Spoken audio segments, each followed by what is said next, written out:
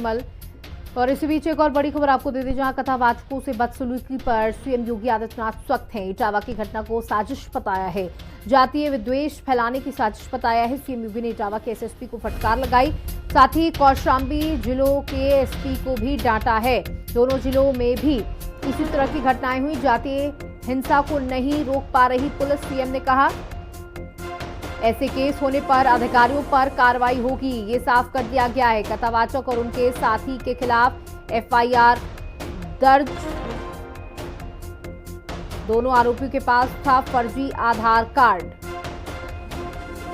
देखिए, ये जो घटना हुई है उसके बाद सियासी पारा भी चढ़ गया है, जहां एक तरफ अखिलेश यादव इसे पीड़े का अपमान बता रहे हैं।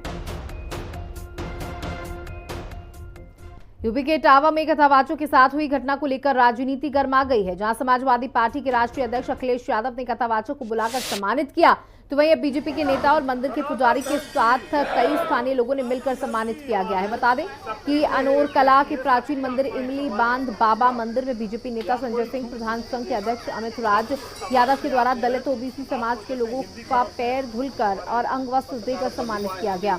वहीं इस पूरी घटना पर कथावाचक के साथ हुई घटना को लेकर घोर निंदा की गई और कड़ी कार्रवाई की मांग की गई। ये है मुख्य पुजारी इस इमलिया बाबा के। इटावा में जो घटना घटित हुई वो वास्तव में मानवता को शर्मसार करने वाली घटना है। और दूसरा, अगर कहीं कुछ मतलब समाज में दिक्कत आ रही थी तो उसको आपसी सद्व्यवहार से निपटा लेना चाहिए था। मैं इस बात का विरोधी हूँ कि धर्म के नाम पर उत्पीड़न प्रताड़ना नहीं होनी चाहिए। आपको कथा नहीं कहलानी थी तो ठीक है, आप मना कर देते। किसी के बाल कटवाना, ये करना, तो ये मानवता का अपमान है, ये गलत है। लेकिन हाँ, दूसरी तरफ जिस तरह से राजनीतिकरण हो रहा है और उसमें जाति विशेष को टारगेट किया जा रहा है, ब्राह्मण समाज को किया जा रहा है, ये घोर निंदनीय है। तो देखिए, अब एक तरफ जहां पर अखिलेश यादव ने उसी कथावाचक को सम्मानित किया है, तो दूसरी तरफ बीजेपी के नेता भी इसे बहुत गलत घटना बता रहे हैं। उनका कहना है कि अगर कथा नहीं करवानी थी ना करवाते, लेकिन इस तरीके का अपमान नहीं होना चाहिए था। अब आपको बता दें कि यादव कथावाचक है कौन। कथावाचक मुकुटमणि सिंह यादव कानपुर के रहने वाले हैं। इटावा में सिविल लाइन के जवाहरपुरा राजवा बाग में रहते हैं। संत सिंह यादव अचलदा औरैया और श्याम कठेरिया बकेवर के साथ मिलकर भागवत पाठ करते हैं। मुकुटमणि यादव और संत सिंह यादव को दादरपुर गांव में बुलाया गया था। पप्पू बाबा ने 21 से 27 जून तक भागवत कथा करने के लिए उन्हें बुलाया था। तो कथावाचक कौन है वो भी आपको पता चल गया कि मूल रूप से ये कानपुर के निवासी हैं और कथा कहने के लिए जगह जगह जाते हैं। इनके साथ इनके 2 से 3 लोग भी रहते हैं जो इनका सहयोग करते हैं, जो कि औरैया से हैं। लेकिन इटावा में ये पूरी वारदात हुई है। हमारे साथ विक्रम राठौड़ हमारे सहयोगी लखनऊ से जुड़ चुके हैं। विक्रम, देखिए, अब ये जो मामला है ये लगातार तूल पकड़ता जा रहा है। एक तरफ पूर्व मुख्यमंत्री हैं अखिलेश यादव जो सम्मानित कर रहे हैं कथावाचक को, अब दूसरी तरफ कहीं ना कहीं सीएम योगी आदित्यनाथ ने भी फटकार लगाई अधिकारियों को और कहा है कि अगर इस तरीके की घटनाएं होती हैं तो इस अधिकारियों पर गाज गिरेगी।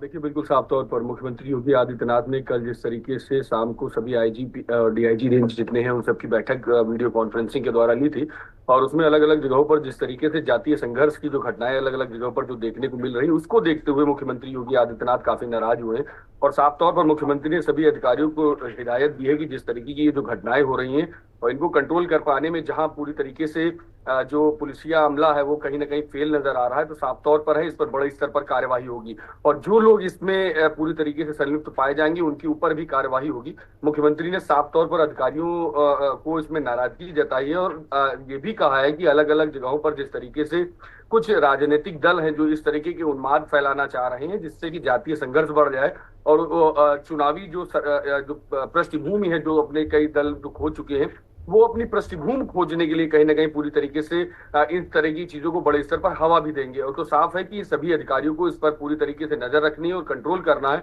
और जो अधिकारी इस तरीके से नहीं कर पा रहे हैं तो अपनी कुर्सी छोड़ दे और दूसरे को वहां पर काम करने दे और साफ तौर पर इस तरह की जो गलतियां हैं, इस तरीके की जो खामियां हैं उसको बर्दाश्त नहीं किया जाएगा। देखिए विक्रम, अब जो बीजेपी के नेता हैं वो ओबीसी समाज के लोगों के पैर धुल रहे हैं, उनसे माफी मांग रहे हैं और ये साफ तौर पर कहा जा रहा है कि कथा अगर उनको नहीं करानी थी वो ना कराते, लेकिन इस तरीके से किसी का अपमान नहीं करना चाहिए। हालांकि ये भी उन्होंने वहां पर बोला कि ब्राह्मणों का भी इसी तरीके से अपमान होता है।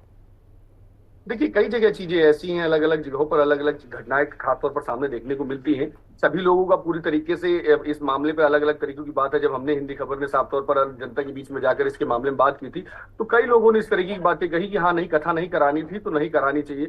लेकिन इसमें कई एंगल आ रहे हैं, जिसमें महिला को छेड़े जाने को लेकर हो, और जो ब्राह्मण जो पुजारियों के जो आचरण होते हैं उन आचरणों का ना पालन करना, कई ऐसी एंगल सामने आ रहे हैं। उन्हीं की जांच अपने स्तर से पुलिस कहीं ना कहीं कर रही है। लेकिन साफ तौर पर यह है कि जांच जहां अपनी तरफ हो रही, तो वहीं पर इस पर कहीं ना कहीं राजनीतिक रोटियां भी सेके जाने का काम किया जा रहा है, जिसके तहत ये साफ तौर पर है कि कहीं ना कहीं और भी बड़ी दिक्कतें ये जो जाति संघर्ष है ये ले सकता है। और इसीलिए मुख्यमंत्री योगी आदित्यनाथ पूरी तरीके से कहीं ना कहीं इस पर नाराज हुए। उन्होंने साफ तौर पर कहा है कि इस तरह की घटनाएं जिलों में नहीं होनी चाहिए, और पूरी तरीके से जो अधिकारी हैं इस पर